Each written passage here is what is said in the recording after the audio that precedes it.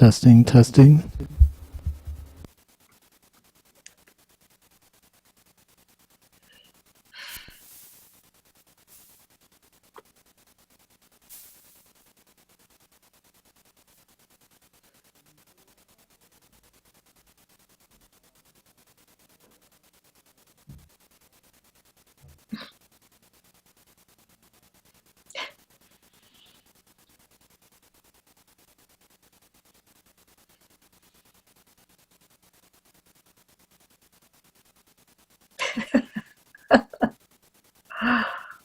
That's funny.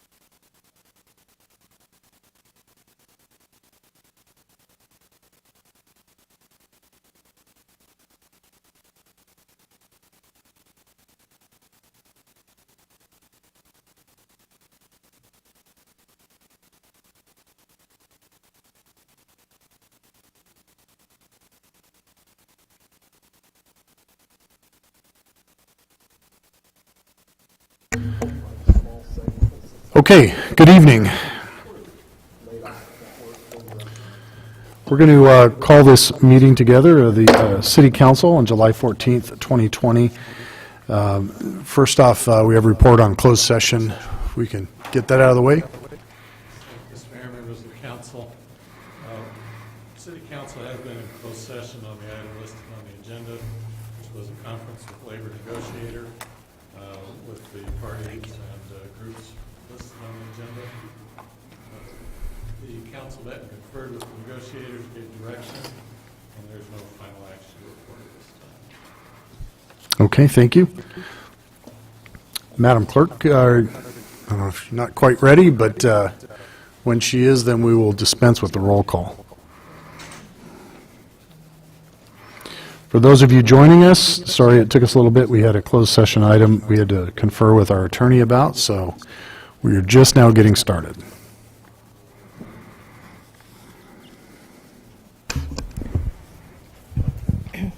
Calling the roll. Councilman Jindal, Councilman Leonard, Here. Councilman Rigsby, Mayor Pro Tempore Daly, Here. Mayor Duper. Present. Thank you. Thank you. And we just gave the report on closed session, so now we will begin with our invocation and pledge of allegiance led by Councilman Leonard. Let's all stand. Our kind Father in heaven, we thank you for your watch, care, and love for us. We pray your blessing upon this meeting, that we will come to the decisions that are in the best interest of our city. Amen. I pledge allegiance to the flag of the United States of America and to the republic for which it stands, one nation, under God, indivisible, with liberty and justice for all. Seated. Okay, thank you. Mr. City Manager, do we have any items to be added or deleted? No, sir. This will be a time for any reports or public participation on items not on the agenda this evening. I understand we have a couple of requests on Zoom for an agendized item, but we will get to that shortly. So unless there's anyone else that is waiting to speak on something that is non-agendized, I see nobody waving or flagging us down. We will move on to our schedule and related items. We'll handle conflicts of interest as they arise. Based on the report from our IT folks that we have a couple of people wanting to speak. Well, I'm sorry. Let me back up. Mr. City Manager, you said we have. You told me earlier we were going to strike a couple of our items off the agenda. No, there's none.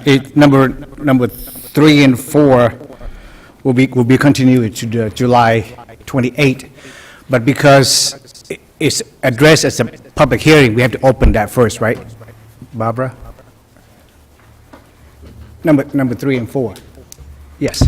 Yes, we need to open the public hearing, anybody that wants to speak tonight, but there were some mishaps in the posting and noticing, so we were forced to continue it to the next meeting. Okay. So since we are going to have to work through them, and because we have some people that want to speak on item number 14, I'm going to suggest we dispense with item 14 first. Do you have any objection to that? Sorry, Conrad, you probably weren't ready. Okay. So any members of the public that were wanting to speak on this item, we will get you queued up on Zoom. And Mr. Assistant City Manager, if you would give us the presentation, please.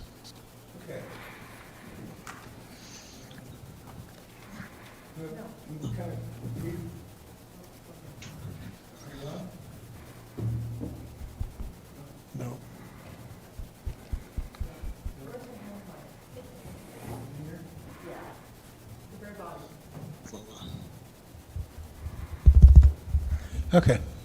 And I feel like Bob Barker. Okay. So I'm going to recap a little bit of what happened and what's going on with the Ritchie Canyon, and not even Ritchie Canyon. This is an area of land inside the city of Loma Linda, inside Loma Linda city limits. It currently remains inside the city limits, and we'll walk through the process from where we were to where we are today. So on October 10th of 2017, the City Council met to discuss a request to have the sphere of influence. The sphere of influence is basically a planning mechanism for the area that we see here on the monitor. This is Ritchie Canyon Road down here, Scotch Lane. The southern portion of Loma Linda, you can kind of see the end of Anderson Way, the top end of Lawton up here, and then Crystal Ridge and that part, Ritchie Canyon Road runs up on this side. So the parcel that was requested is this one here and this one here. The owner requested that be shifted from the sphere of influence of Loma Linda to the sphere of influence of Colton, with the intention that one portion would ultimately end up being de-annexed, this portion going to the city of Colton, this portion to remain in the city of Loma Linda, and ultimately be contributed to the South Hills. It was approved by the City Council, the request was approved, and then it went forward to LAFCO on July 20th of 2018, who approved the sphere of influence change. Once again, sphere of influence only, not city limit change. And once again, a sphere of influence it's basically for future planning and growth management. Services don't change, taxes don't change, who you belong to doesn't change. It's purely for future planning. And that would shift that planning from Loma Linda to Colton. Make sure I catch up here. And in the beginning of the process, then it would allow for CEQA determinations, environmental impact reports, mitigations, the same kind of thing that we do with any kind of large project. On May 19th of 2019, there was a submission made to the City of Colton for a general plan amendment, a specific plan, a zone change, tentative track map for this piece of property here. The City of Colton rejected the submission because they said they needed time to evaluate the project, and they had not completed land use studies or done anything relating to the sphere of influence change. So that is, from what I understand, there has been a submission again to begin the environmental review process for work to be done in this, once again, this section here, not in this. And that would once be the CEQA determination. Ultimately, then that would be a request for, and the term, everybody uses de-annexation, I forget what the right term is, detachment, sorry, detachment from the city of Loma Linda and annexation to the city of Colton. From our city attorney, that is something that would need to come back to the city of Loma Linda and come back to get Loma Linda approval. So as we look at what's going on out there, the kind of the facts of the matter on the ground is that there's a couple of big things that are related to that. Primarily is Measure V, how we address Measure V, and access into and out of the Scotch Lane area, and then finally traffic impacts resulting from anything happening on Ritchie Canyon into the future. So first, Measure V, that precludes any direct access from the city of Loma Linda directly to Ritchie Canyon Road by any route. So if you look at it, and Measure V specifically calls out access from each one of these streets as being prohibited to be allowed to connect to in any manner to Ritchie Canyon. So there's no practical way to divert Ritchie Canyon traffic into the city of Loma Linda. Measure V completely prohibits that. What it also does is it prohibits on this portion, all of it now, but on the assumption if this were to detach, It prohibits mass grading, large-scale shifting of the topography, or ridge-top construction anywhere in these hills. So any type of construction would have to be more of a blended, lower impact, and it requires the zoning out here to be one dwelling unit per every 10 acres. So a very, very sparse zoning in that the northerly section of that. As far as Scotch Lane, they are in the city of Loma Linda. They're in the city limits. Scotch Lane is a private road. It's not a city-maintained road. We do not provide police services. The sheriff provides that through contract for us. Fire service is provided through Colton through mutual aid. We do not provide water or sewer for that area. However, we do provide trash pickup. And that's the only real city service that we provide to the Scotch Lane area. And then the final piece is traffic from Ritchie Canyon Road that ends up hitting Barton Road. And there are impacts in the evening during the rush hour that tend to back up as far as University and up into the Barton Road curve. So there is, right now, some backup in the evening rush hour coming through there. Until the annexation is approved and completed, the area remains part of the city of Loma Linda. It remains under the Measure V restrictions, and it remains under control of the Loma Linda Municipal Code. We are not committed at this point to any annexation in the future. That would be subject to LAFCO procedures. It would entail further hearings on the matter, and it would involve subsequent environmental and fiscal review on how services would be provided to that area should anything occur. The city could indicate its intentions for the area, interject conditions on the project, basically block any type of annexation that Colton should try. So Loma Linda does have the ability to essentially stop anything that would happen there. And if annexation does go forward, the area that would be annexed out then would be relieved of Measure V restrictions and would shift to the city of Colton under their municipal code and also be under Colton's service requirements. The one I did miss, and it is, sorry I skipped over this, in the sphere of influence change, LAFCO did not want to leave the Scotch Lane as an island of Loma Linda service, blocked from the city by Colton. So they included this as part of the Scotch Lane area, as part of the sphere of influence change, as well as these two parcels on the south here. That's the same owner owns both parcels. So the sphere of influence change as it sits now goes all the way down to here, and then that piece here. And with that detached, then all of that would shift to the city of Colton. Any questions? So my understanding, and the reason this came up, I think, is because of the activity going on at the city of Colton, and several residents and of both Ritchie Canyon and the city reached out to us, and so we put this back on the agenda for discussion. I have in front of me 30 emails and letters from folks saying they are in opposition of this, and I know we have some speakers on the line. My question, we discussed this and decided as a city back in 2017, correct? Correct. To send a letter saying we would not block a change in sphere of influence if that were to be made in Colton. However, I do believe part of that letter, we indicated we were not asking for that for Scotch Lane. Is that correct? Scotch Lane was not included as part of our consideration. Right. But LAFCO took that a step further, and they decided that they wanted to include that?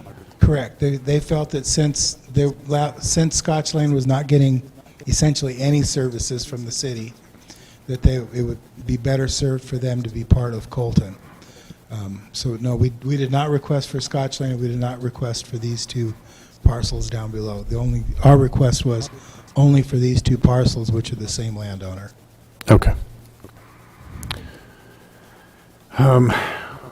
Like I just stated, we have these letters, and I think it would be hard to go through, but all of them were in opposition. Let's hear from the folks wishing to speak. I see 4 hands, I believe. And our IT folks, we're going to work on that now. We're going to start with Dory Morgan. This is Dory Morgan. Can you hear me? Yes. Thank you. Thank you, Mr. Mayor, members of the City Council, city staff, and thank you, Assistant City Manager, for your report.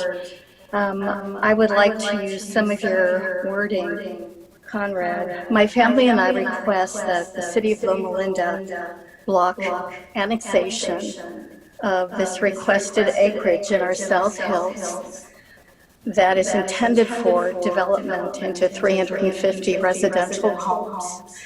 And there are multiple reasons, but the major ones are that moving forward with this decision will intensely worsen traffic gridlock on Barton Road, Ritchie Canyon Road, as well as connecting roadways. The additional traffic this development will bring will create severe difficulty for first responders and other safety-related personnel to respond to the public's needs. And that's not even counting the absolute misery of commuters.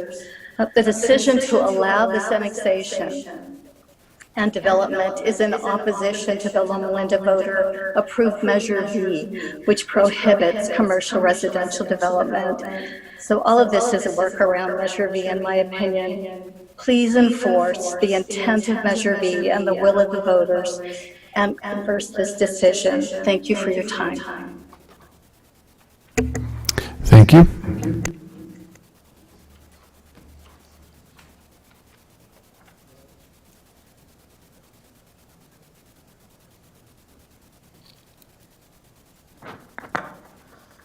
Next up is going to be Danny Payne. Let me unmute you. Okay, go ahead, Danny. Can you hear me okay? Yeah, we can hear you. Yes, we can hear you. Thank you. Well, I want to thank the council for taking up this agenda item.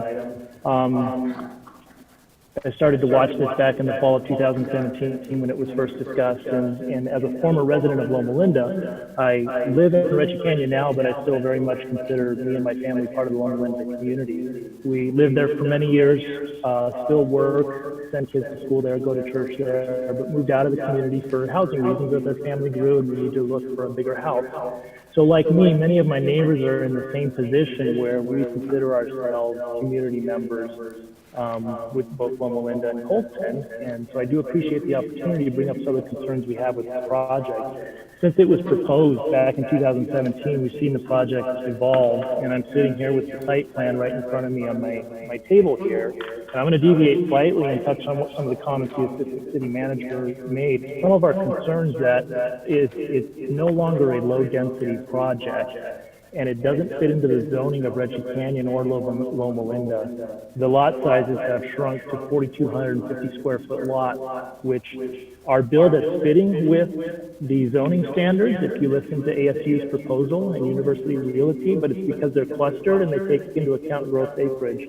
So in their clustered format, they're actually fitting up to 10 homes per acre, and they're putting those homes behind Prado and Crystal Ridge neighborhoods where they're all zoned for half-acre lots. So it creates significant density behind our neighborhoods. The initial intent of, I think, the South Hills was to minimize hill contouring, and the plan is to completely level hilltops and fill in values to effectively terrace the area and allow them to shrink lots further. We're concerned with the infrastructure challenges, which is what most people in the canyon deal with on a daily basis when we're trying to get into Loma Linda. There's a 6-minute fire response time that's mentioned as a policy, but we're nowhere close to that in peak traffic. So we have infrastructure concerns. We're concerned with how this will reshape the South Hills. We're concerned with how much traffic 350 homes will send through 2 residential streets that are the only outlet. And we've spent significant time informing the community and organizing. And so we have 450 people in the canyon now that are on our list. We've had 2 meetings with LAFCO. We've had multiple meetings with Colton. We're getting the sense that nobody is really enamored with this project, and it's creating significant ramifications for Loma Linda community members and Ritchie Canyon members. And it seems like it doesn't have a material benefit to the city or Colton, to the city of Colton or Loma Linda at this point, including monetary. So we're concerned, we're watching this. We'd really like the city to reconsider the sphere of influence agreement that was considered before. That concludes my comments. Thank you. Thank you.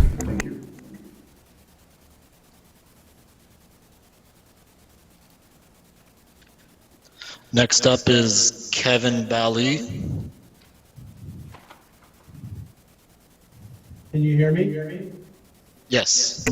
Yes. Thank you. I appreciate Mr. Mayor and the City Council for allowing us to speak publicly regarding this. I won't take a lot of time because I think most of us have the same kind of comments, and we'll just kind of adding our voices. Like Danny said, many of us who live in down the Ritchie Canyon Road area, both in Crystal Ridge and in the Prado neighborhoods, are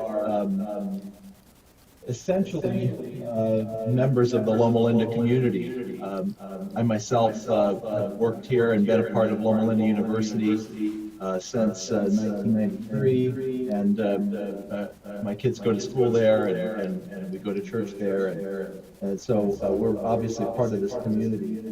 I think that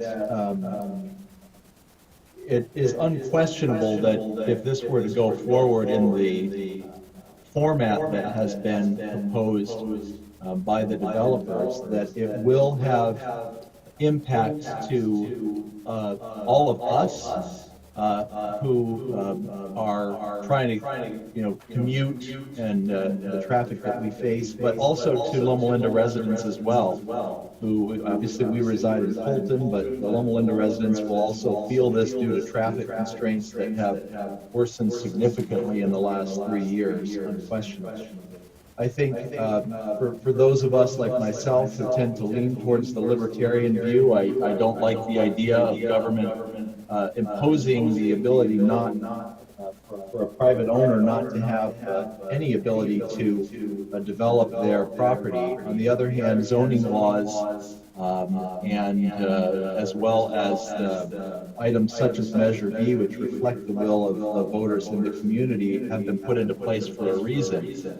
And many times, for understandable financial reasons, developers want to change and thwart those zoning laws as well as other measures that the community has put into place. And I understand that motivation, but I think it really has to be looked at in terms of its impact to the community, the impact to traffic, the impact to first responders, and the potential for natural disasters to happen or fires to happen in these areas. And again, I believe that those types of things will impact not just the members of Loma Linda community that live out here along Ritchie Canyon, but also members of the Loma Linda community at large. So I'd like to add my voice of opposition to the council approving a continuation of plans for annexation, and I appreciate your time. Thank you. Okay, next up we have Jason. Can you hear me? Yes. Thank you very much. I appreciate the opportunity to speak. Mr. Mayor, thank you, and City Council members, thank you very much for this opportunity.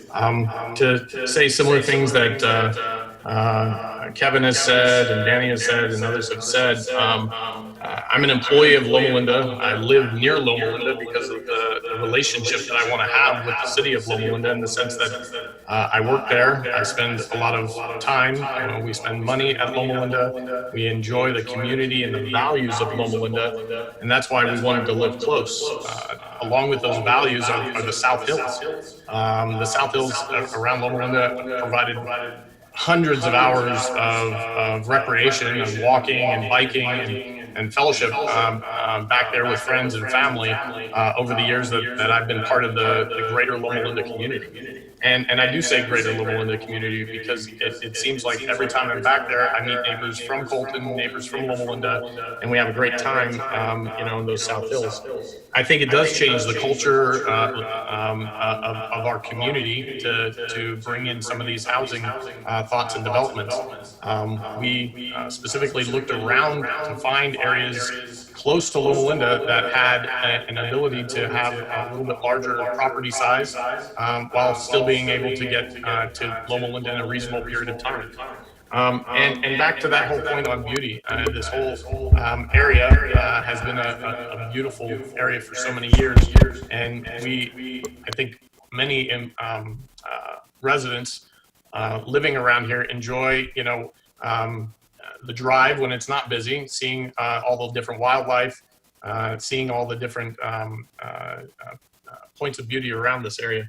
So I too want to just add my voice in opposition to this annex, and I appreciate your time and allowing us to speak this evening. Thank you, Mr. Mayor. Thank you for making a comment.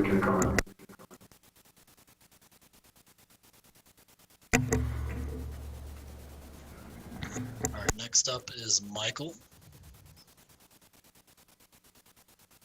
Hi, thank you very much for giving me the opportunity to speak.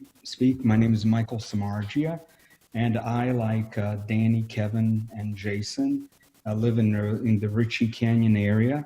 Most of us here work at Loma Linda University Health, and probably most of us would love to live in Loma Linda, but the citizens of Loma Linda ensured that there would be no expansion into the hills through Measure V. And because you can't have more housing, we had to do the next best thing, which is find a place close by to live, and Ritchie Canyon was it. When ASU came back to you guys, as Danny stated, they wanted just to explore, and they wanted to build high-end housing. Since then, they've changed their tune and now want to build high-density housing. And so what is the effect of Loma Linda City Council's decision? Well, as we all know, we live in an environment where there's a lot of fire, and with more people, there'll be more people needing to be evacuated. And in case of a fire, residents of Prado, Crystal Ridge, and the other neighborhoods, including Scotch Lane, would only have two ways out: Ritchie Canyon North and Ritchie Canyon South. As you likely know, Paradise in the campfire had 3 roads out. We only have 2. Your action would increase our population density without providing us with another way out. Your action will likely help create what is likely to be the worst catastrophe, natural catastrophe, in the local region. So if you are not swayed by this moral argument, then remember that most of the residents work at Loma Linda University Health, and most of us spend a lot of money in Loma Linda using the various stores and restaurants, and incurring some of the speeding fines and maybe parking violations. Not all of us, but some of us. And if a catastrophe should occur, they would be a loss to Loma Linda, at least from a practical perspective. I would not only urge you to reconsider your continued support, but I would implore you to rescind your support to LAFCO for this project. Thank you, and with that, I end my comment. Thank you, sir. Next up, we have Jim.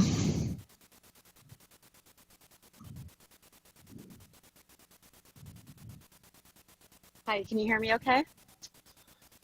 Yes. Well, Mayor and Council, thanks for agendizing this item. My name is Jen Montes. I am a resident of Ritchie Canyon. I can't necessarily say that I'm opposed or in support of this item specifically, but what I do want to say is Ritchie Canyon has seemed to take the brunt of the traffic issues all for themselves. And we alone are not the ones who have created the traffic issue. And that really concerns me. I know that there are a lot of things that need to be taken into consideration for development to be done, and maybe that's not the answer. But I'm asking people to look and consider that everybody, as our neighbor, has to consider what we can do, what part of this we can take on, how can we help each other to make this go smoothly as possible, because the traffic does need to be resolved, and they aren't all Ritchie Canyon residents, and that's very concerning to me. And if the only way that we can navigate that and create a safe community and get our utilities upgraded and all the infrastructure that's necessary to move forward in a safe manner is taking on a developer, I think that that might be something that we should consider. Because I hear a lot of people talking about the issues. We all know about the issues. What we need to look for are solutions. Thank you very much for your time. Thank you for your comments.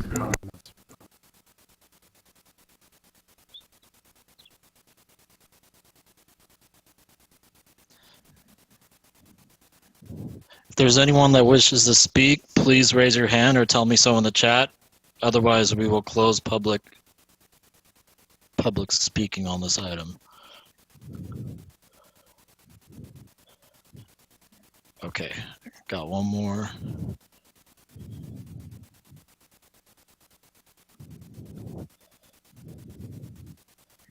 All right, you are unmuted.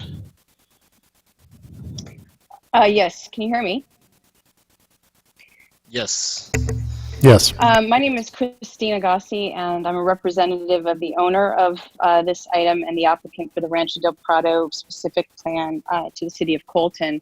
I'd like to offer just a few comments. The city of Colton has accepted our specific plan application, and we're working with city staff on the required process. That includes a full environmental impact report as required under the California Environmental Quality Act, CEQA.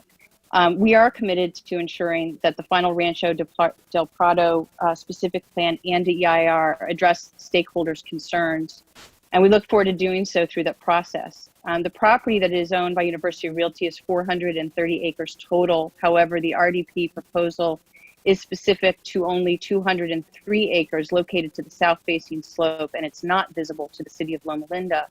If the annexation of that site is approved, the remaining 227 acres will be gifted to the city of Loma Linda as open space in perpetuity. A couple of other quick items of consideration. The RDP application requires preparation and public review of the full EIR. The plan also provides a 1.5 million gallon reservoir dip station, helipad for regional firefighting uses, and a reliable and domestic and emergency water system. It would follow strict adherence to seismic safety requirements. As well, the approval of the RDP would facilitate needed roadway improvements, including a new secondary access road from Ritchie Canyon exiting west to Barton. The Scotch Lane site is not part of RDP, and any future annexation of that land is for those homeowners to decide. We appreciate your consideration and thank you. And if anyone has questions, you can also find us at ritchiecanyon411.com. Thank you so much. Thank you very much. Is there anyone else that wishes to speak on this item? If you're on the phone, please press *9 to raise your hand or inform me in the chat.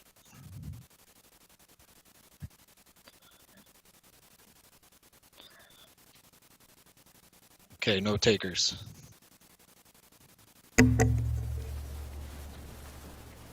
Okay, I'll wait.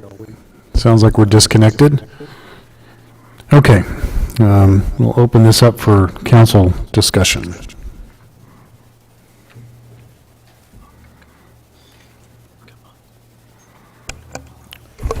So, question for city manager, city attorney. We've been hearing this since January. What can the city council do at this point? It seems like there's already a letter that has been sent to LAFCO, but it doesn't matter if we send a new letter because LAFCO has to make a decision first and then the city council will vote on the final one? Or can you just clarify the process, please? So the process right now is it's in the Colton sphere of influence. Colton will proceed through the planning process.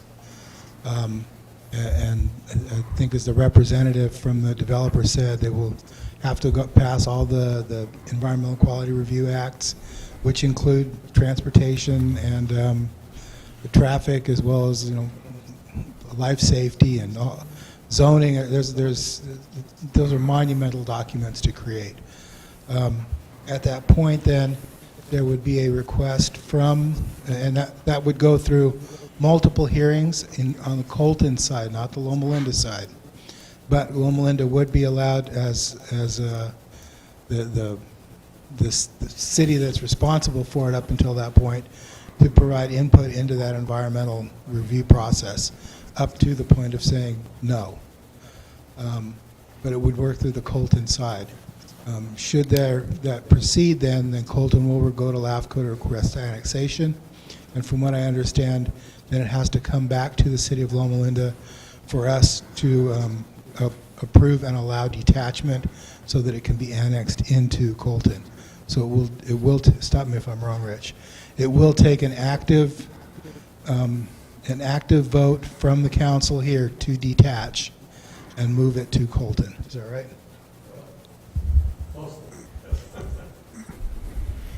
Let me just clarify a couple things. There are two steps, as Conrad mentioned. One is the specific, let me back up. The sphere of influence is the first step, and that has already occurred. This area was already transferred by LAFCO from Loma Linda's sphere of influence to that of Colton. And LAFCO had the right to do that with or without our approval, which they did over our objection as to Scotch Lane. The next step in the process is what we heard the potential developer discuss, which is the pre-zoning. They have to go to Colton to do pre-zoning, and in this case they want to do a specific plan that would lay out the development standards and what could go into this area.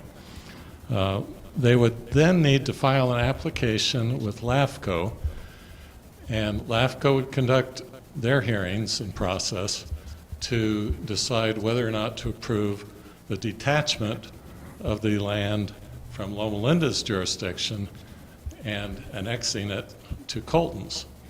However, during that process, California law provides that the city of Loma Linda would have the right to object. And if the city of Loma Linda were to object, the detachment from our jurisdiction cannot occur. In other words, the city of Loma Linda has a veto over that entire process. Unlike the sphere of influence process, which is LAFCO's planning process, the detachment or de-annexation is subject to Loma Linda's approval. And so we have not, at this point, before us, either an application pending before LAFCO to do that, or a formal request for the city to consent or to object. It's premature to take that action at this time. Nor do we have before us any entitlement application or zoning application or anything of that nature upon which you could exercise your jurisdiction. So all those things will come in the future, but the actual development of the property pursuant to a specific plan and approvals through our zoning code and development code cannot occur and cannot be discussed or acted upon unless and until the annexation or de-annexation occurs first. So as long as it's in the city, in other words, they would have to file applications with us to do any of that work. If it's detached from Loma Linda and annexed by Colton, then their pre-zoning would become effective, and they would go forward with their process to approve the project there under their standards. But as long as the property remains within the jurisdiction of Loma Linda, you as the city council have control over the development of that property pursuant to our codes. And so there's a misconception. I was reviewing some of these letters, and that's why I got a little slow to respond here, but there's a misconception among some that the city has already recommended or approved or agreed to detachment of this area from Loma Linda and annexation by Colton, and that has not occurred. That is not what occurred with the previous letter. That only related to the sphere of influence issue, which is a LAFCO planning measure and not a jurisdictional matter and not a development matter. So I hope I explained that properly. I think I may have misstated one or two things, but if there's any other question, I'd be happy to. If we could, I have two, but I'm sorry, go ahead, Ron. no, I just,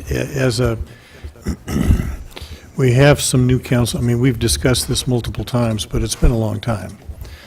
And I'm not sure who's best fit and ready to give us a little bit of history. I remember this was a property that was owned by an individual who, after his demise, donated it, part to go to, I think it was Arizona State University, part of it to Loma Linda University, and how this all ended up, the entire thing in our court, I'm less clear on. Well, yes.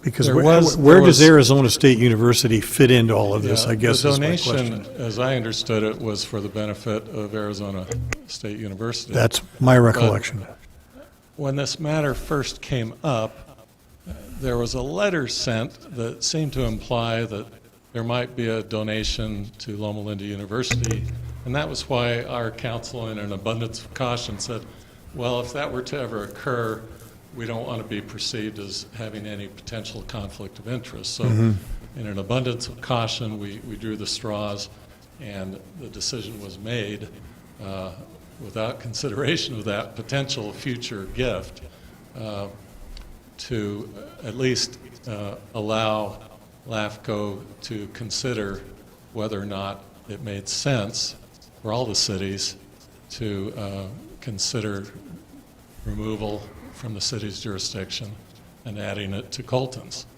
But there was never any commitment, there was never any project really pending before the city of Loma Linda where one might argue a real potential conflict of interest could have occurred.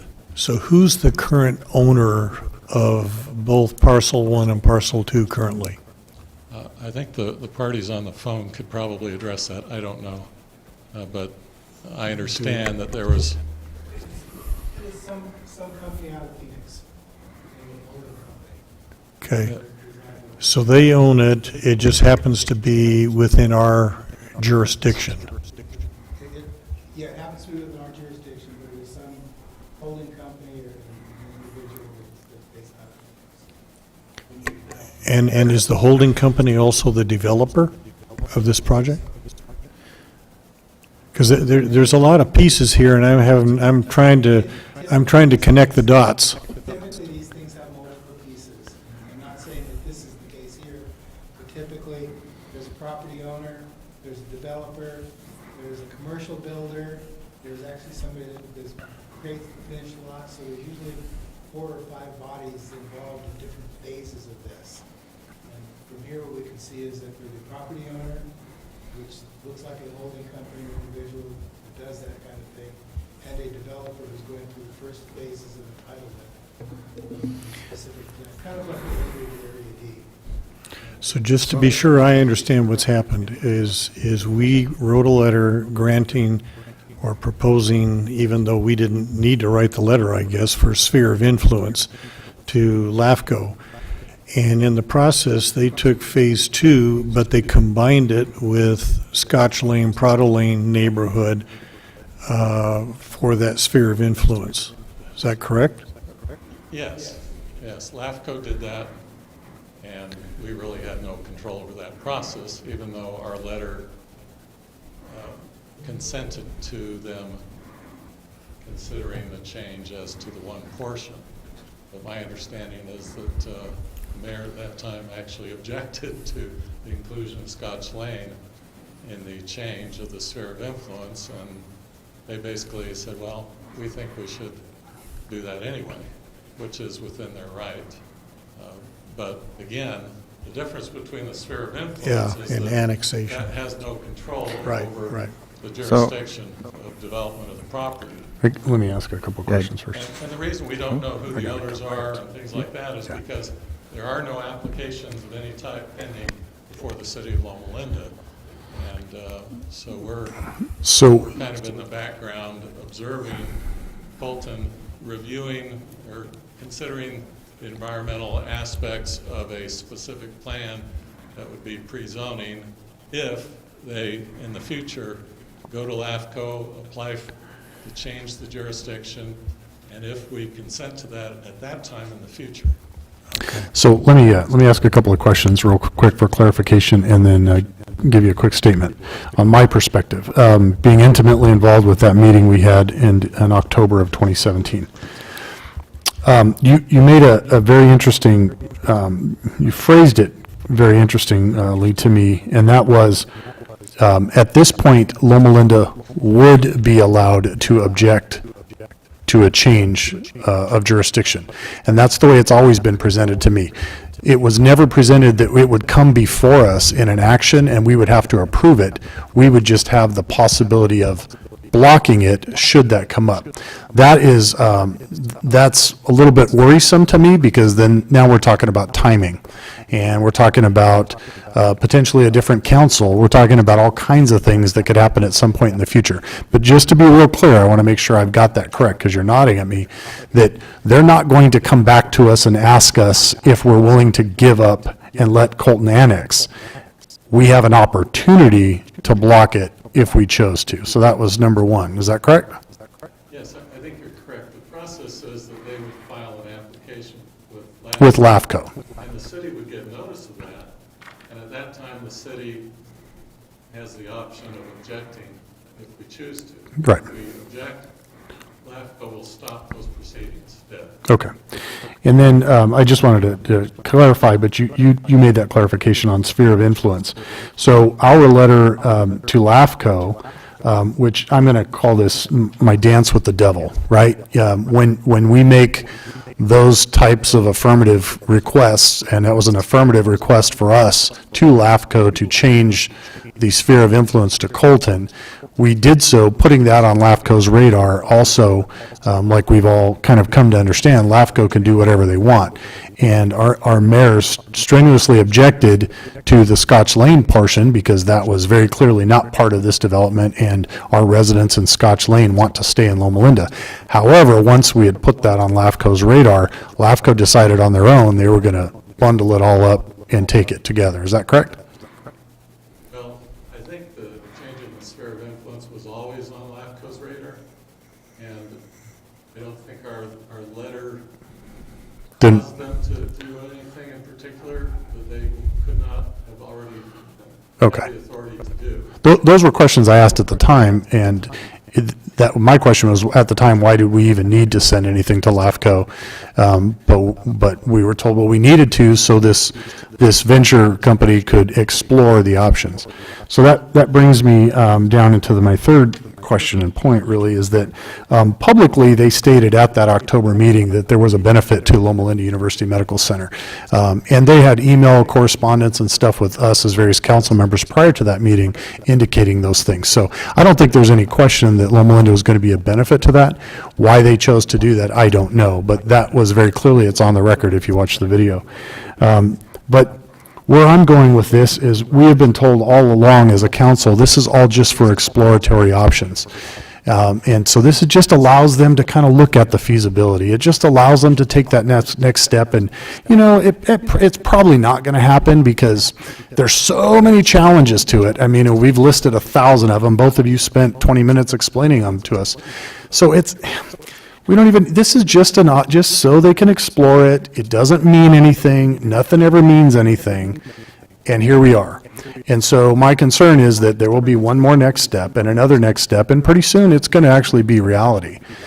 So I think this question was posed to us as a council. Several of our residents brought it up, have been corresponding with a lot of us as we sit here today. And so the question to us is, do we sit back and watch this unfold in Colton, like I think the developer would love for us to do, or do we take an affirmative action at this point and decide what we want as a community and whether or not we're going to have a voice? And so that's my comment. It sounds like you're saying a little bit like Emmett Sullivan in his response to the writ of mandamus, I can get to it, but you can't do it, shouldn't do it right now. What would you say to a concerned resident, all these people that wrote the emails? It sounds to me, based on listening to this whole thing, that if you were concerned about this, you have two avenues. They can either, or do both, either or, go to the Colton City Council and try to get the project stopped now, or if Colton goes ahead and goes through with it, it still has to come here, and then they could come back here and try to get it stopped then. Is that what their recourse would be? Yes, the public has a right to address any actions by Colton as far as the environmental review and rezoning, and whether or not Colton wants to apply to change the jurisdiction through LAFCO. And if those things happen and LAFCO starts the process to consider a change, then the public can oppose the change at the LAFCO level and at the Loma level.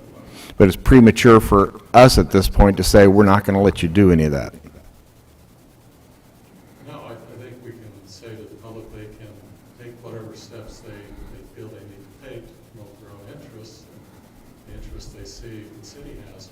But there's no application that I'm aware of pending with LAFCO to change the jurisdiction of the city or to annex to Colton these areas. So if we were to do a letter to LAFCO now objecting, we're objecting to something that hasn't yet been filed. Right. It's somewhat premature. That was my Emmett Sullivan reference there. Okay, so that would be my message to the people that are concerned then. They would be talking to Colton, right? And saying, hey, maybe we don't want this project. I think they're talking to us, and I think we represent Well, I know us too. a good portion of them, so. But eventually it has to go through Colton first and then to us? Is that what I'm hearing? I don't think so at all. I think we have the opportunity to put an end to this right now. But that's the I question. thought he just said we really couldn't because they haven't even voted on anything yet. I think signaling to LAFCO that we would reverse our stand with that letter is one way to go.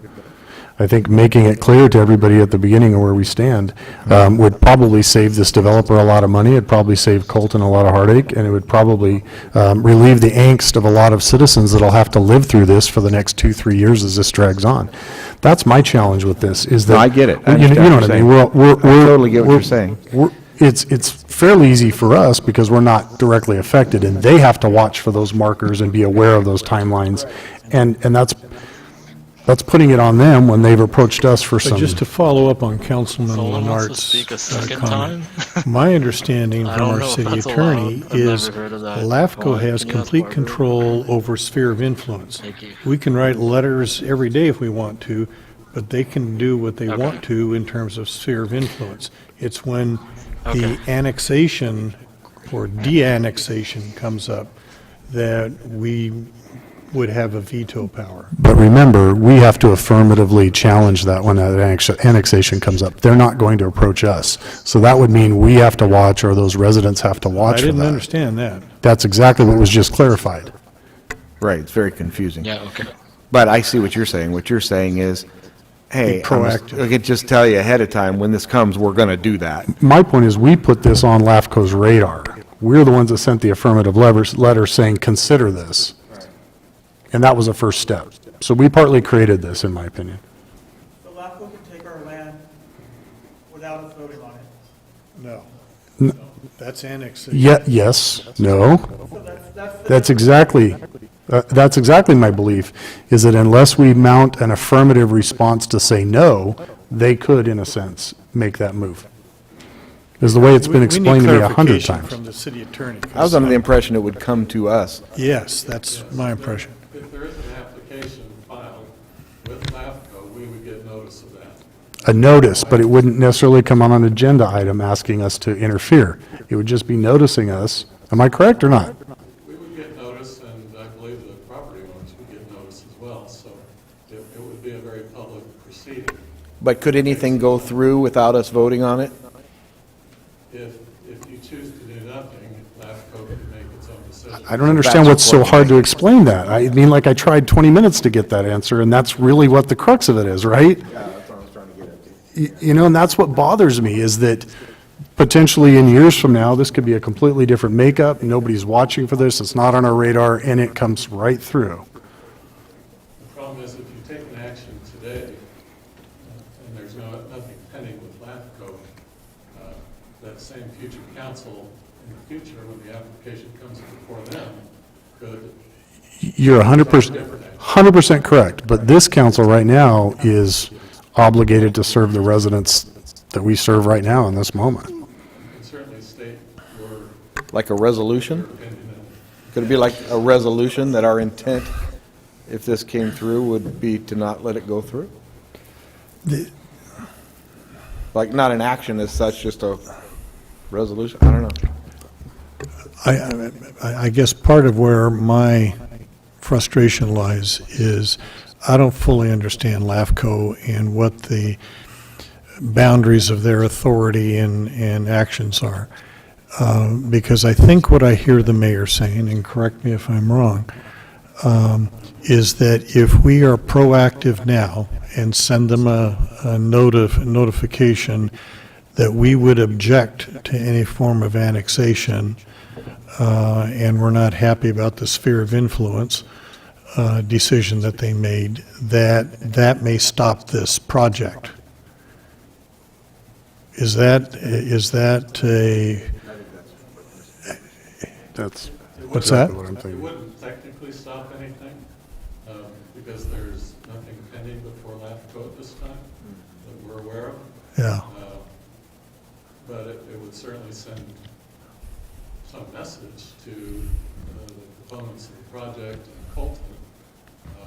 But they could still go forward and try to make their case down the road to LAFCO and to the city of Loma Linda that what they're proposing makes sense. But ultimately, the city council would have the right to reject the transfer of this land from your jurisdiction to Colton. And do we have any kind of representation on LAFCO? I assume we have a county board supervisor or something. No, it's selected by the mayors of the county, and it's elected every 2 years, I believe. It just came up this year. Or just random people that the mayors are advocating There's for? I forget what the makeup is, but there's a couple of mayors, there's a board of supervisor, there's a couple of different people. But our option to get, like our mayor or whoever was up this year, and I believe it's the city of Fontana and city Rialto mayors that currently sit on it. But I'm not clear, I'd have to look that up. So it sounds like the letter from 3 years ago didn't accomplish anything. Whatever happened was going to happen regardless of the letter. And if we send a letter now, it's not going to change anything. Like, everything that's already proceeding is still going to proceed. I would argue that it would change something. Again, this is just my position, but my position is that, again, I think the residents are in constant angst over this. And I think they've made it clear to us, and it's, I mean, you could look at this a dozen different ways. We could say, well, you know, a majority of these people are not Loma Linda residents, but I've been approached by 12 Loma Linda residents that are opposed to this for fundamental reasons. So I personally think, as an elected representative of the community here, they made it known to us that they wanted to see us do something affirmatively on it, and that's my position. Whether or not ultimately, if it changes anything, I don't know, but it makes me feel better. My position is, I believe we should send something back to LAFCO saying we've reconsidered and we're no longer interested. Because again, the project, like was mentioned by one of the speakers earlier, it's morphed a couple of times. Yeah, pardon me, City Council. We have a couple other people I want to make some public comments. We have Mark. You see your hand is raised. I'm not sure if it's for this item, but I'm going to unmute you right now.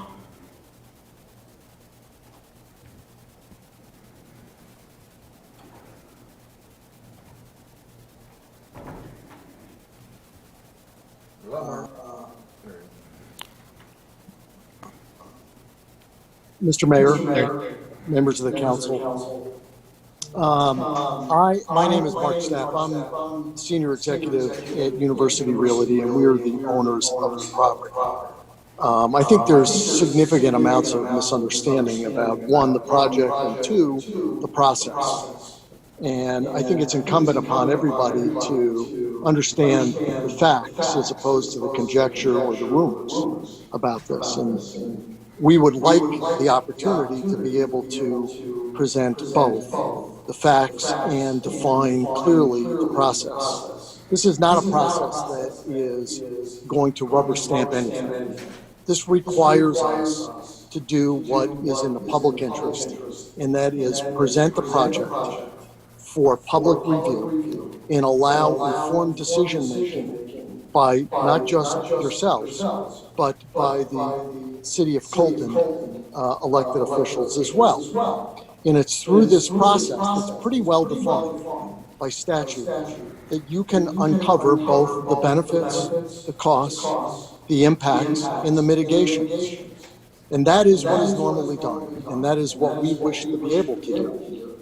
This is an interesting piece of property. The City of Loma Linda stands to benefit, I think, substantially in the form of not only gifted land of 227 acres and all of the trails that go with it. It's in complete conformance with Measure V, we believe. But also in terms of the ability to avoid having to provide service, which you have stated yourself, you are not in a position to be able to do. So it is our intent to fully comply with the statutes of the state of California and process this application so that everybody has a fair opportunity to understand what is being proposed. Because there are many benefits, and it is developers, as vilified as they are, that actually build communities. It is not cities, it is not towns, it is not councils, it is not planning commissions. It is people that take the time and spend the money to do these things. There's significant housing needs in Southern California. There are significant issues with traffic that supplying those housing needs can help mitigate. That's our intent.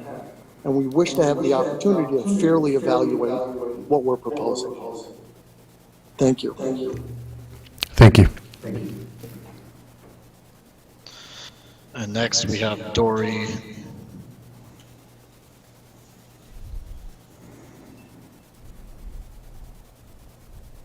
Can you hear me? Yes. Good, thank you.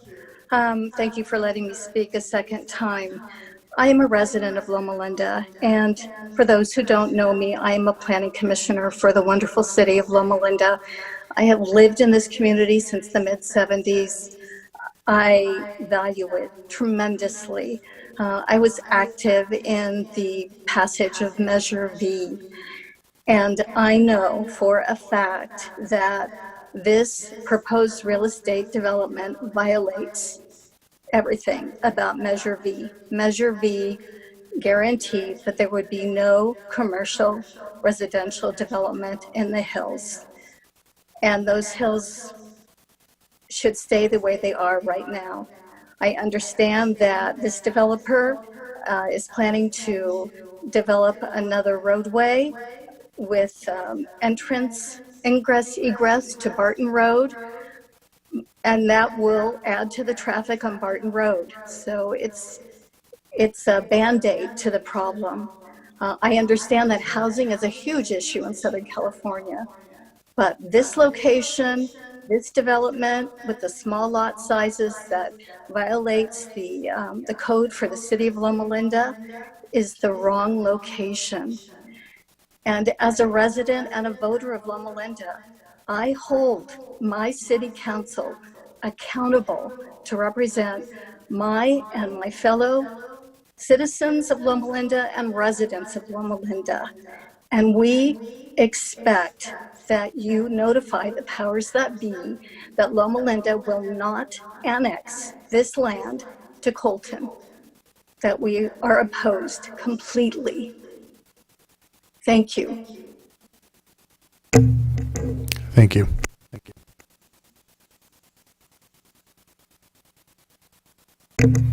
it looks like that was the last of our comments so far.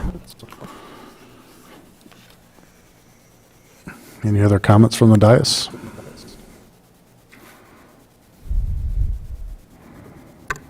Is there any direction from any of the council we would like to take? We're waiting on your vote, Ron. We all voted, but yes or no?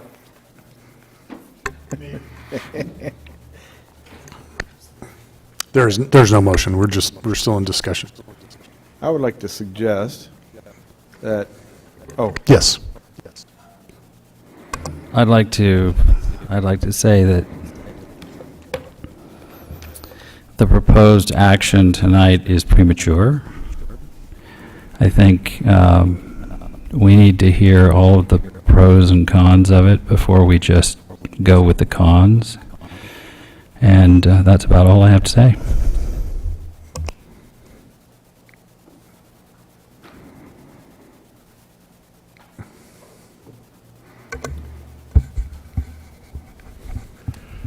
Can you refresh my memory on given the context of this evening, what would the potential pros be that we're not thinking about?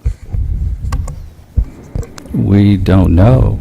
That's why we need to, before we do something like this, I think we need to hear the pros from people who are proposing the pros. I think that was somebody besides us. The one that was just speaking. There are disadvantages to aging. You have to leave the room from time to time.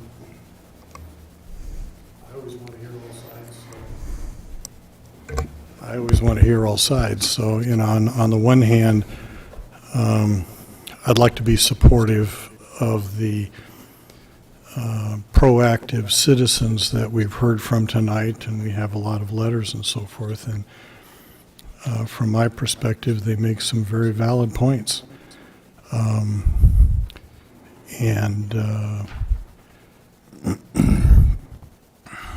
The developer was articulate, but she basically said what I think we usually hear from developers. And so if there are other advocates of this, whether they're from Colton or the Loma Linda side or the owner of the property, I think that's a valid point. So I also heard that whatever the developer is voting is, in their view, accordance with Measure V. No. He said the developer said in accordance with the state of California. no, he did say Measure V. He's not building what's in accordance with Measure V. There's that belief, then I don't see what the point of giving it to Colton is, if in their view it is in accordance with Measure V. What I'm proposing is we write a letter. However, hearing some of the concerns that we want to hear both sides, can we bring this at the next council meeting in 2 weeks? And then whatever path we choose, whether it's to write a letter of support or a letter against, we vote on that in 2 weeks and allow both sides to make their case?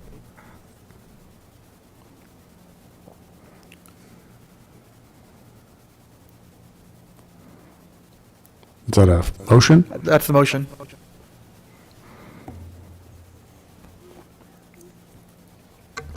Just to clarify, the motion is to basically table this for 2 weeks to July 28. And I would assume we would want to contact the parties that are interested in, as Councilman Rigsby said, the pros, potential pros of this as well, because admit over time I've become more rusty on just what those are, but obviously there've got to be some. There would be pros for the owner of the property, I assume, and the developer. But, you know, I want it to be a fair process. But I agree with the mayor. I'm very sensitive about some of the things I've read and heard tonight. Is that a second, or There's a motion on the table. does anybody support that motion, or do we have an alternate motion? Do we know who we would contact in terms of inviting additional Yes, he just comments? spoke, so I would be happy to Oh, contact He him. spoke while you I'm were sorry. outside of the room. I picked the wrong time. You can reach out to Colton and find out who the applicant is. Okay. Okay. Still waiting to see if we have a second or an alternate motion. For purposes of discussion, I'll second the motion. Okay, so we have a first and a second. Are we all in favor of bringing this back in 2 weeks for further discussion? All in, well, do we have to do the official vote by Corey? Yes, because we're on Zoom. Yes, okay. Madam No Clerk. problem. The motion, as I understand it, is to write a letter and express our concerns, however, wait to vote. No, I think it was just to Okay. bring this back with, Okay. for some more clarity, give some people more options to get background and feedback. Okay, to move to continue this to July 28, to allow the developer, the property owner, and others to present the project, and at that point, make a decision. Yes, is that correct? And Well, Mr. the motion Jindal? is to invite parties regardless of their stance to discuss this at the next meeting on July 28th. Okay. Okay. Then we'll vote on that motion. Is that, Dr. Risby, was that correct? Your second? Okay. Are we asking them to present more details of what they see as the pros for it? Or are you just wanting to have another meeting where people call in on Zoom and say what they want to say? Are you asking is the motion for a more formal presentation by the owner, the developer, and the real estate agent? Is that what we're asking for? Or are we just saying we're going to do it again, so call back again, both sides, and listen to it? Right, so I'm leaving it broad just because, yes, you have the developer, but you also have a group that, they're named somewhere in these emails that are dedicated towards what we might say the no side. So I'm saying let's just have all the parties here, and we can finalize how we want to send a letter to LAFCO at the next meeting.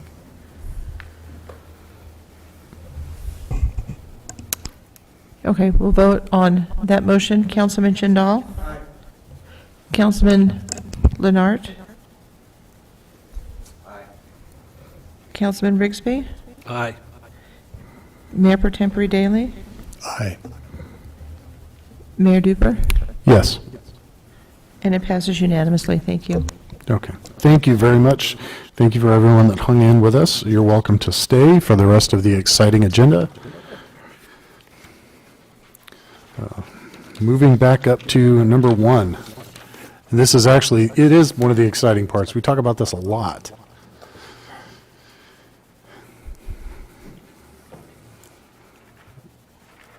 Good evening, Mayor, Council, and staff. My name is Tom, Fire Marshal with the City of Loma Linda. I'm here before you to go over the spring 2020 weed abatement. We started on April 6th with our first inspections. We sent out notices to clean property on April 9th. They were given until April 27th to comply with those letters to clean property. We went out and did our second inspections and sent the list over to the contractor. We did have some individuals call in for extensions. We were sympathetic because of the stay-at-home orders and the COVID-19 stuff. We extended a lot of those extensions to help people get out there and get their property cleaned. Our contractor did approximately 30 parcels that were not cleaned by the time he got around to them. And on June 18th, we sent out the invoices to the property owners, and then they had 4 o'clock today, July 14th, to pay the invoice or to come and make a public comment. It's our recommendation that the City Council receive the report of the Spring 2020 Weed Abatement Program, approve the report, account of costs, and adopt the accompanying resolution establishing liens and assessments on the properties. Okay, this is a public hearing, so we'll open the public hearing. Any members of the community that wish to speak on this, raise your hand via the electronic method.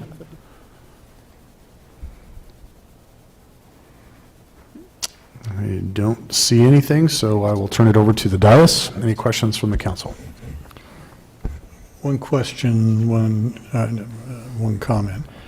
First of all, it looks like a much shorter list than we have typically seen in the past. So Yes, sir.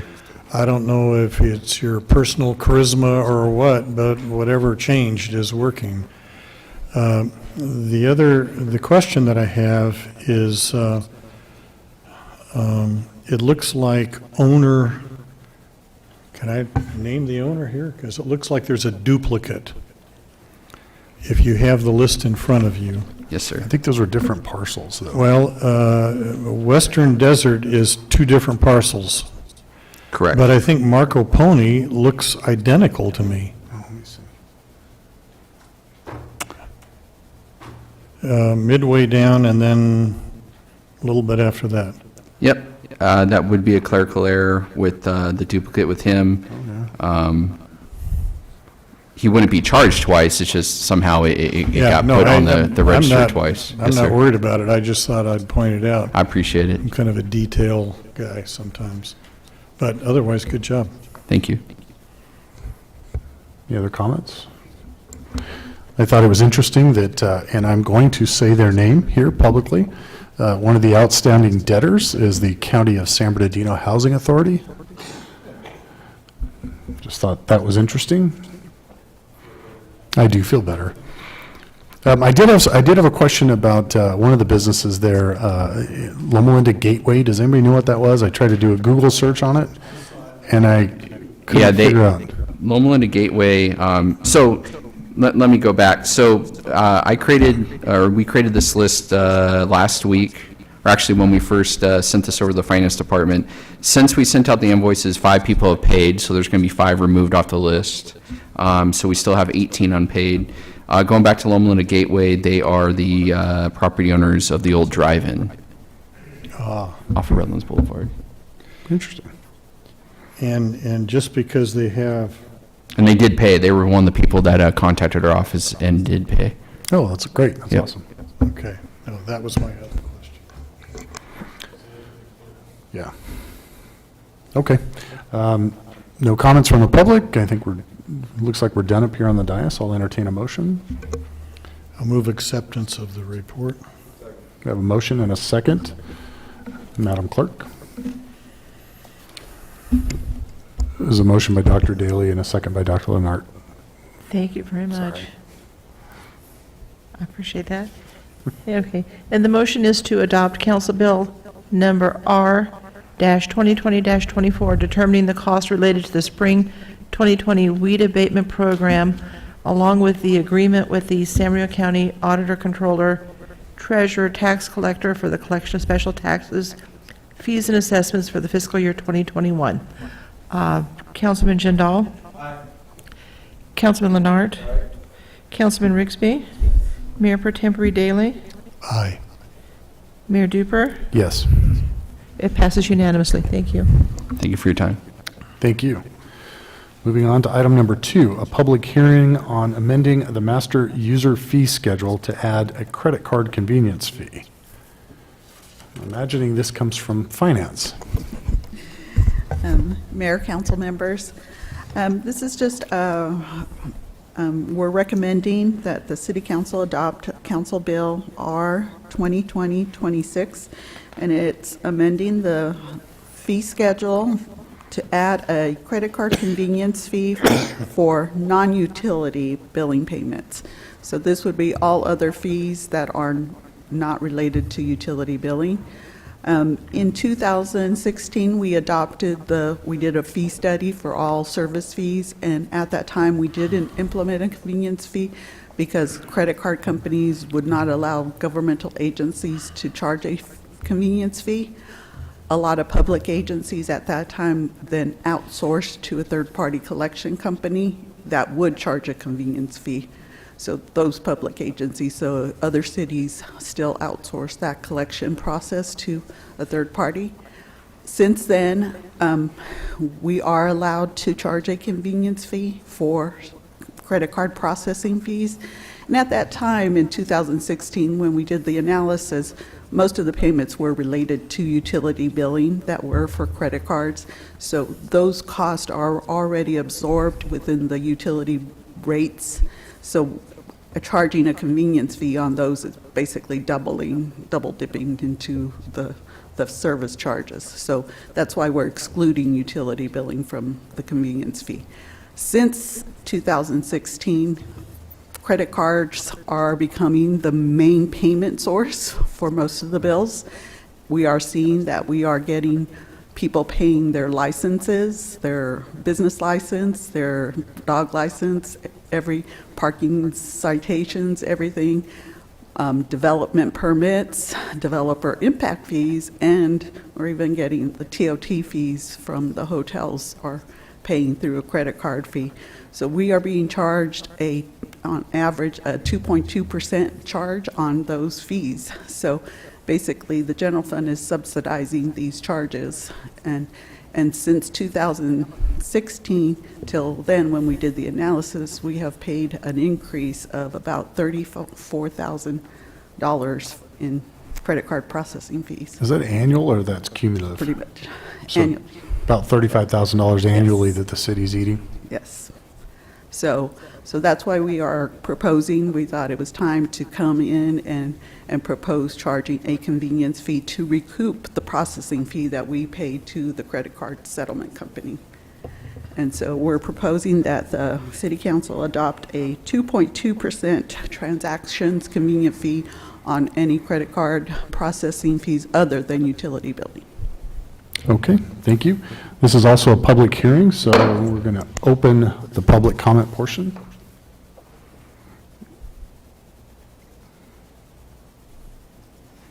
I don't see anyone's hand up, so we will close public comment and move on to the dais.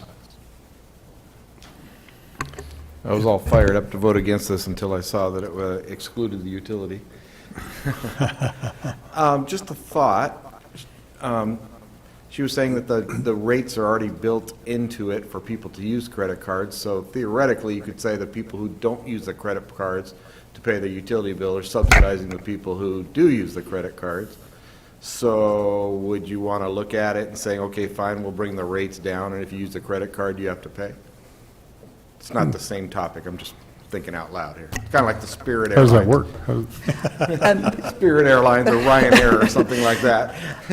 I would say you are correct in that, they are somewhat subsidizing, but utility bills on average, the household utility bill is not significant enough that the 2.2% on that. And we actually, the fees for the utility bills are actually lower because the credit card processing company actually gives us a discounted rate because they are utility billing. So they're even lower. They're at 1.1 or something like that.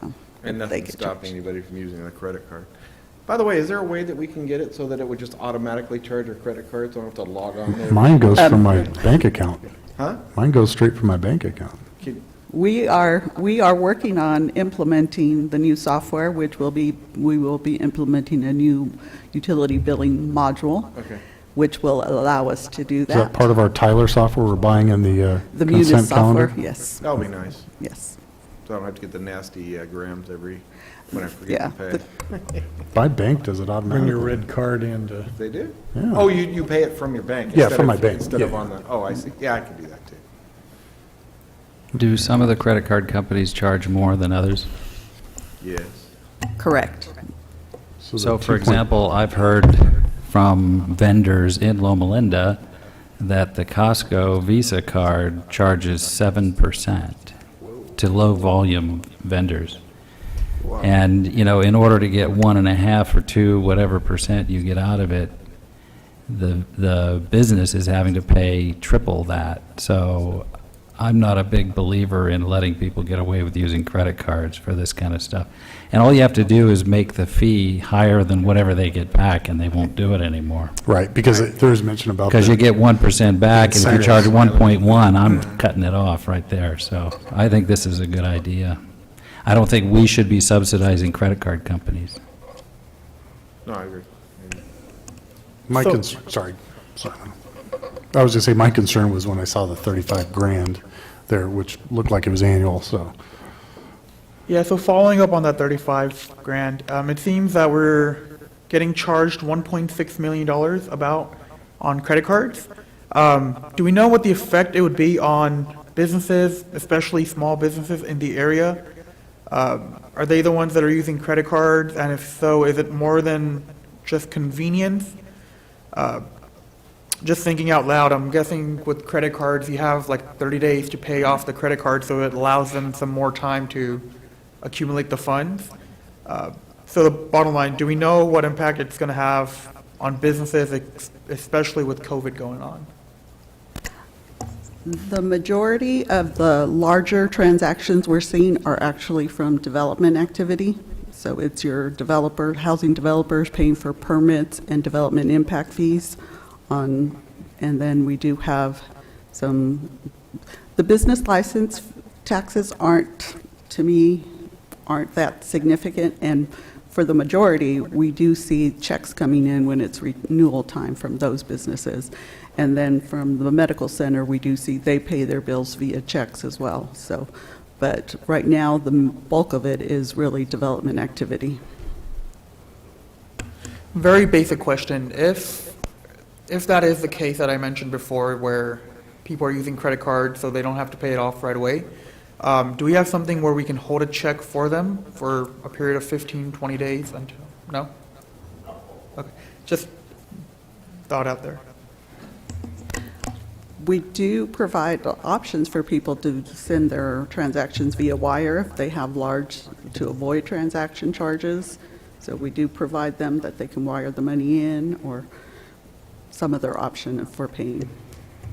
I guess ideally it would be nice if you had some sort of software that could recognize you punch in your credit card and it'll say, this credit card is a 7%, do you want to continue? But I don't know that things are developed to that stage. This credit card's 1%. No, we don't. And then sometimes it depends on which processor we use and then what terms they have with the different cards and the different type of cards that are provided to vendors. I'm ready to move the item if you're ready to take a motion. One last question. So we heard about the TOT occupancy tax. Is that users using a credit card at a hotel that are having to pay it? The TOT tax, yes, they are using credit cards to pay those. So that would be someone like, say I decided to go to a hotel and use my credit card? That's part of the... No, that's not our fee. That would be the hotels. Yes. So the hotel is paying in bulk with their credit card. The hotel is paying the TOT tax to us That with they their owe credit us card. with their Yes. credit card. But they collect it from the guest. Yes. Okay, one more. So what effect does it have on the hotels? Or is there an alternative that we have for them to avoid the 2.2%? They can pay via, like we said, we offer them the ability to either send a check or pay with a wire.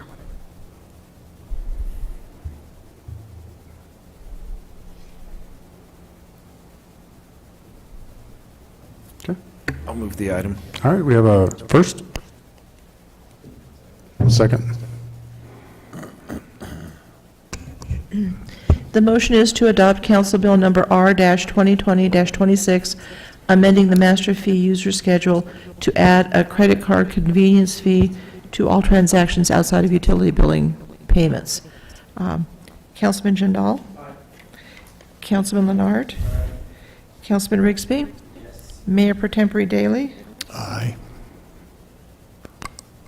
Mayor Duper? Yes. It passes unanimously. Thank you. Thank you. Moving on to item number 3, which is item number 3 and 4 are the public hearings on development projects, which we don't have a presentation on, so I'm not sure, under advice from council, we are going to open these to public comment, but I'm not sure what people would comment on. Sorry. Yes, Mr. Mayor, because it was agendized as a public hearing and noticed as such, we do want to give an opportunity to anybody who came here tonight expecting to testify and who cannot come to the next meeting so that we can listen to them tonight. But we would encourage everybody to come back at the future date in order for that testimony to be fresh before you at the time you'll actually make the decision. So we don't really want to encourage everybody, but we give that opportunity if they can't be here at the future date. Okay, sir. All right, I will open the public hearing on item number 3, which is a 57-unit condominium project at the corner of Park Avenue and Bryn Mawr in our area called Area D. Do we have any takers for the public comment?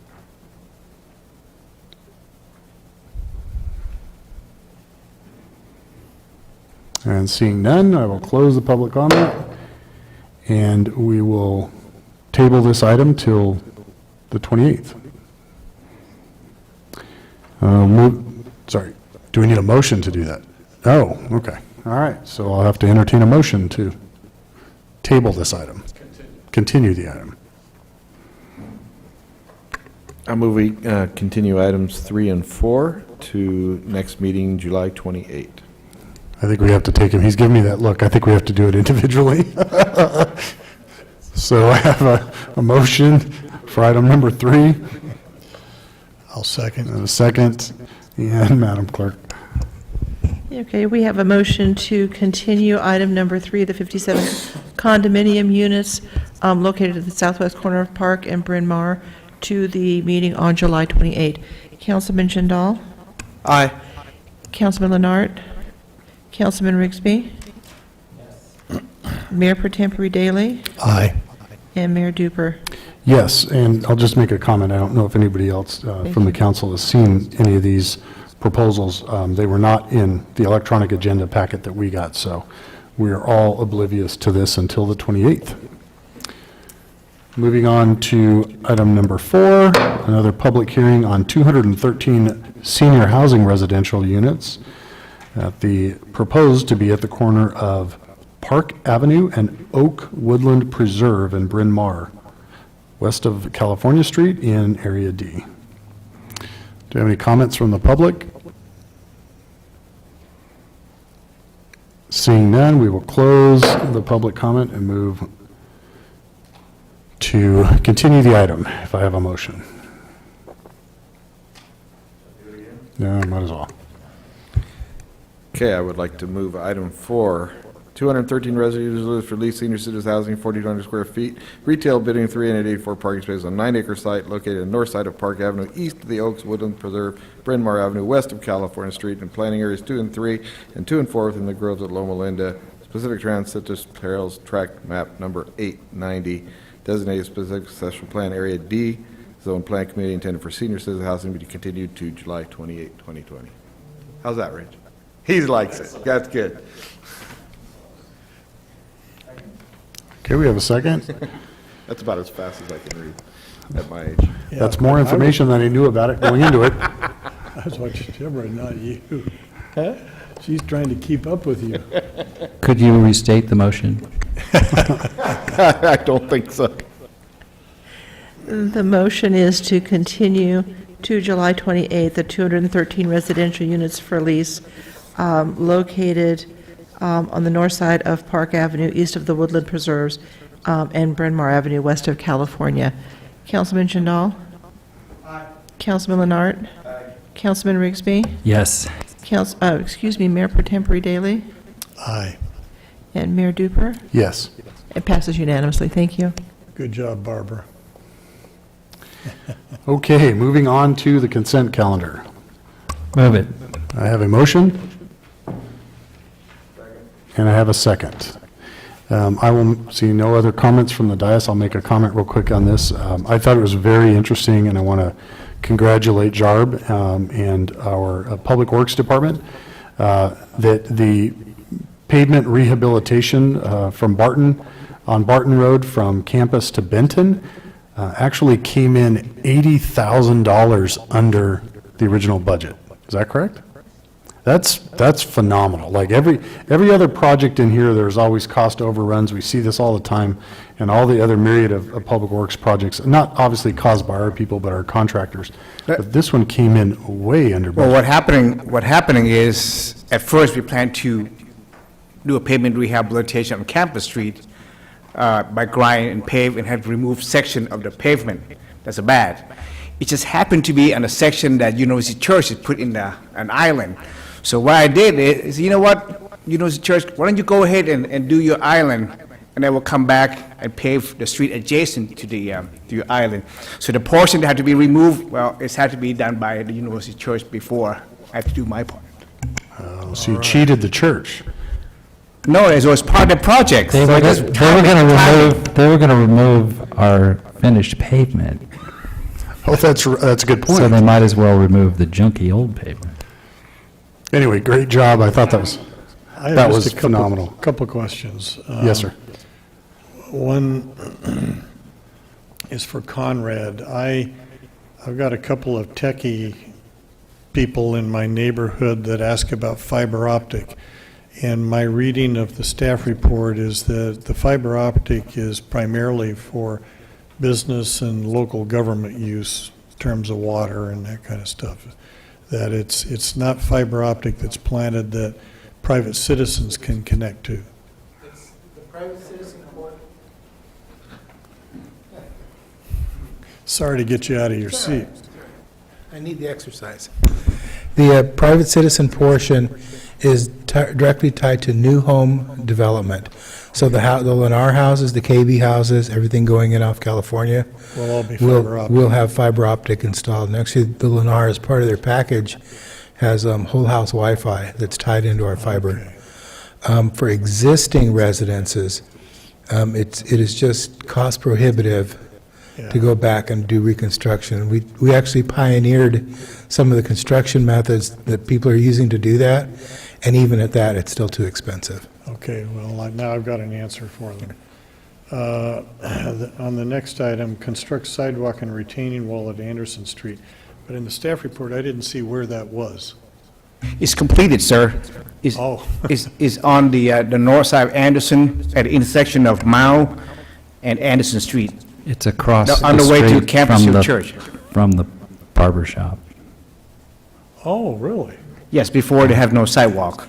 It's the slope coming down from the Campus Hill Church. Now the sidewalk But they've connects all the way always to had the light. stairs coming down there. No, but there's now, instead of having a really crummy bank, there's a chop and a street, okay. and I there's haven't a even- I don't a get over sidewalk. there very often, You so- could never make it to the light. You had to go up through Campus Hill to get down to that And light. remember how there was this big tall curb, Yeah, and you yeah, couldn't yeah. get out of the passenger side of your car because the curb was too high if you parked there, and there's no sidewalk. Now there's a sidewalk and a low Okay. curb. And part of this, we also installed 2 street lights on that side of the street. And tonight, you will be awarding the contract to put in a new ADA access ramp at the intersection, redo the sidewalk in front of the psychology department. It's for the barber shop. Oh, yeah. And then plant some trees, 6 trees. Oh, that'll be nice. And 3 wells. So that's part of the Okay. project that you're going to award tonight, sir.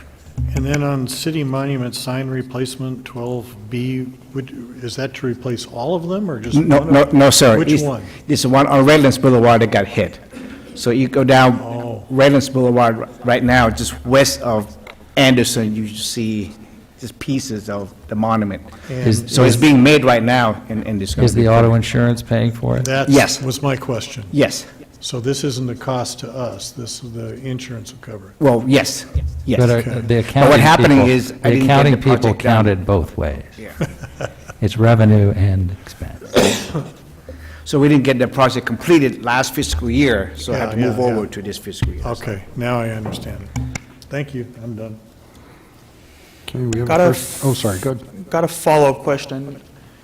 So in terms of fiber optics, I know it's cost prohibitive, but when we're reinstalling pavement in a certain neighborhood, would it be feasible then to install fiber optic in one of our older parts of the city?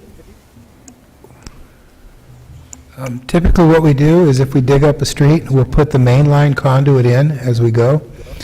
We have literally miles of vacant conduit buried all over the city, and some of those pieces are tying together and will be usable. We use that for municipal use and the commercial use.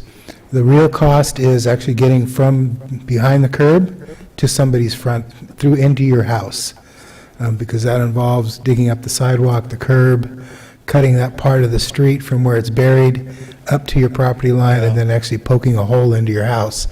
And that's the real prohibitive cost. If it's just doing the main line work, we've really pioneered some of the work, saw cutting and micro trenching and blown fiber optic that people use all over the world for that stuff. But we haven't figured out a way to get from that point in the street to your front door.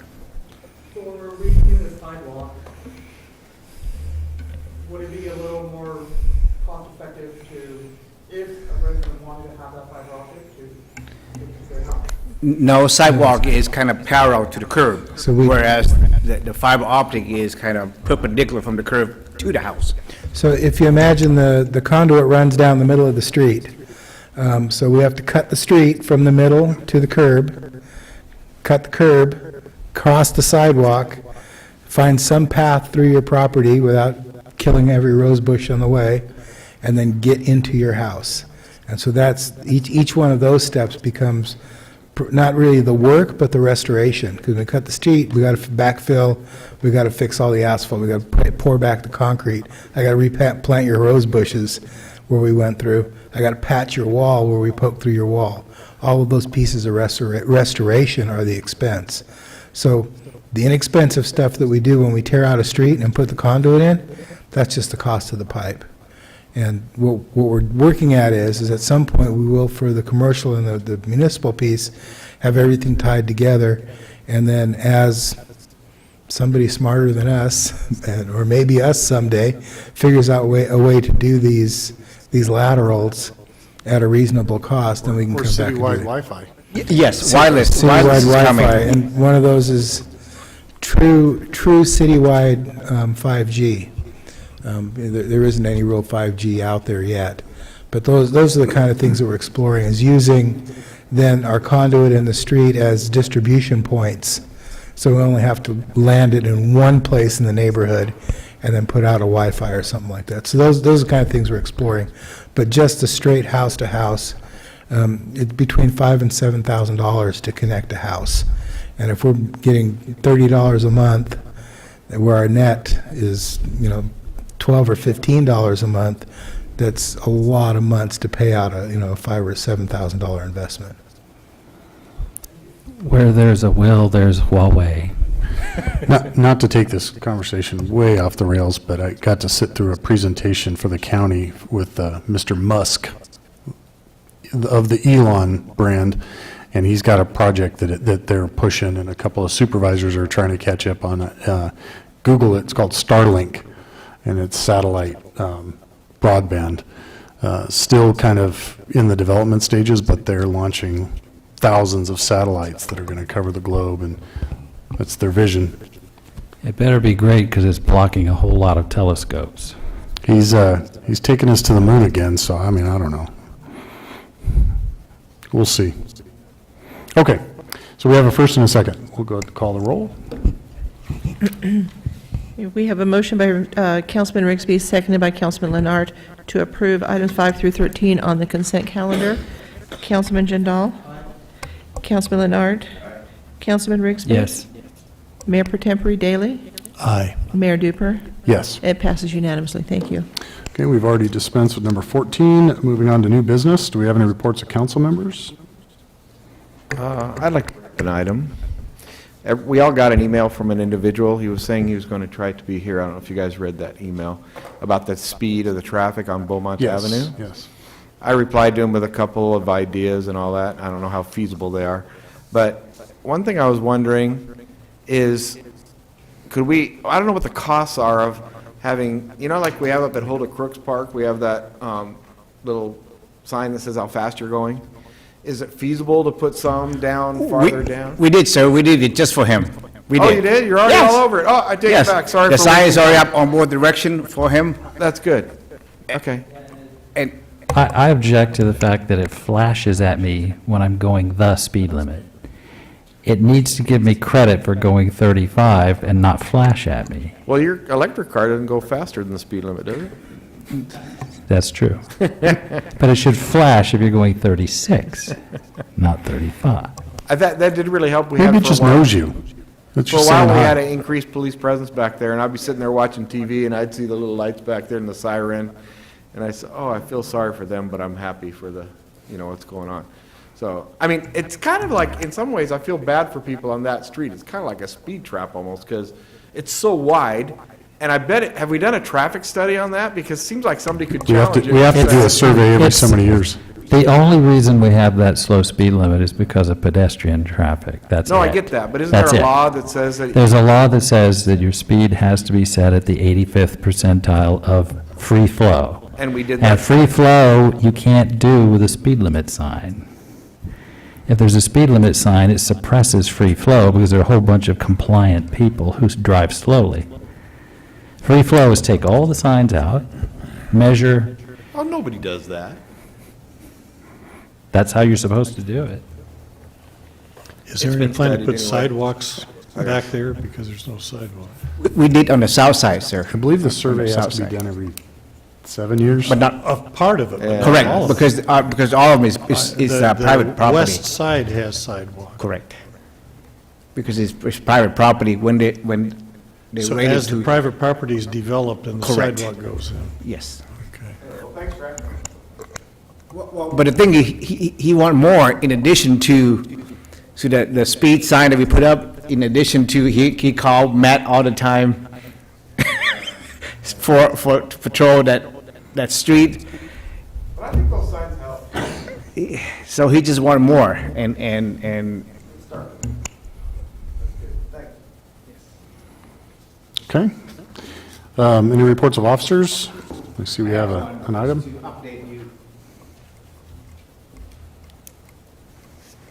Can you put the PowerPoint up for me, please? Just to let the council know that the CARE Acts, this Coronavirus Aid Relief and Economics Security Act, was passed by the Congress and signed by the President on March of 27, 2020. Over $2 trillion was given to the state, the county, and the city, of which the city of Loma Linda will receive about $3,000 for this. We have not received it yet, but we had a webinar with the League of California this morning, and it looked like the money's coming. What can we use this money for? The money can be used for anything that have to do with COVID-19. We went out, bought the PPE, personal protection equipment. We did some improvement to the city hall for the protection of the staff. Put up the protection of the playground equipment at the city park, and we also can use it for public safety. So, but we have to make sure that we keep track of everything because they will come back and audit us. So we have from March 1st to December 30th. They might extend it in the future, so, but right now is closer to August that we can spend this, the end of August, that we can spend this money on. So we submit the application in to the State Department of Finance. So just my update on, so that will help. That will help with our deficit of $560,000. So if we get about $300,000, it's not bad. So. You had to apply for that. They didn't just. No, sir. They will give it to us. But we have to, Because the they were the money small is based on the businesses. population, and so we get $303,000, and it's supposed to come to the city, but the city have to apply for, which we did. Yeah. And we have to keep track of our expenditures and submit it to them, and then, if they reimburse or they give it to us? The allotments will come in six payments. So the first one they're anticipating will be in August, and then they'll, depending on your expenditures and what you're submitting, they'll start. But they're hoping that we can try to spend it all by September, because they have to report, the state has to report to the September federal of this government. year? Yes. How can that be when we have a period up to December 30th? I mean, you can do some kind of commitments, there's certain things but they would like us to see about spending it by September, because they have to report to the federal government. This is the money from one of those original stimulus bills that's just now finally making its way, and it has to be noted, because I've sat on conversations with the county and other cities about this, that this was also money that the governor held up and threatened any counties or cities that weren't compliant with COVID procedures. And so we're obviously not anywhere near any of that. We're doing very well. We're doing the best we can, so we're not on his radar. But there is some ire associated with it because he has. Well, the big ire is on a national level because huge companies got this when it was intended No, for that's small businesses. that's a different. That's the A different fund? Yeah, that's the PPP thing. That was different. This okay. is CARES Act. This was specific related to government. Okay. So it wasn't the Okay. business one. But yes, I know what you're talking about. But this was one of the early ones. Okay. And it's just now making its way over here. But this is true fiat currency. It was created out of whole cloth and put on the balance sheet of the Federal Reserve. There's no money backing this up. This is just printing press money. So as good libertarians, should we reject it?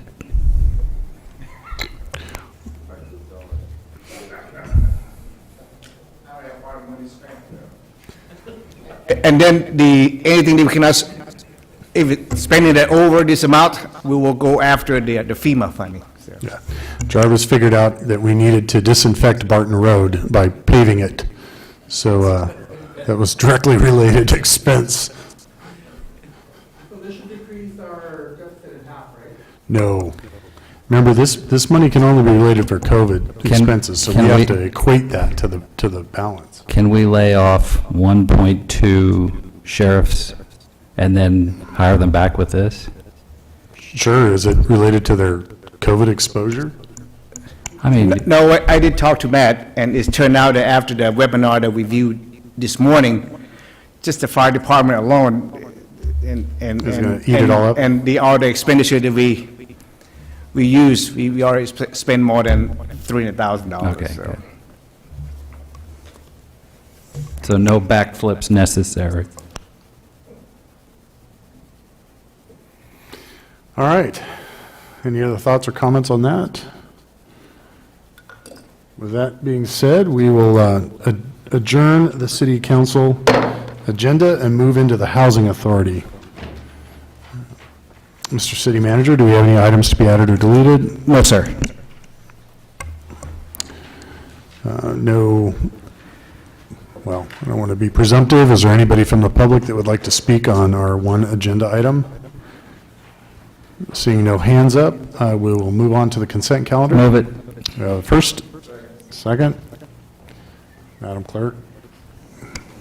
Okay, we have a motion to approve the consent calendar. Councilman Jindal? Aye. Councilman Leonard? Councilman Rigsby? Yes. Mayor Per Tempore Daley? Aye.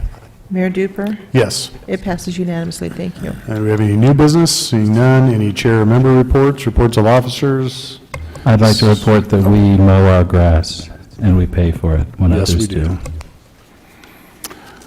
With that being said, I will adjourn the Housing Authority agenda and move on to the successor agency agenda. City Manager, do we have anything to be added or deleted? No, sir. Any oral reports from the public? Comments? Speak now or don't. Moving on to the scheduled items. Move it. I have a motion to move the consent calendar. Second. A second. The motion is to approve the consent calendar. Councilman Jindal? Aye. Councilman Leonard? Councilman Rixby? Yes. Mayor for Temporary Daily? Aye. Mayor Duper? Yes. Passes unanimously. Thank you. With that being said, we will adjourn the successor agency. Thank you very much. Have a good evening.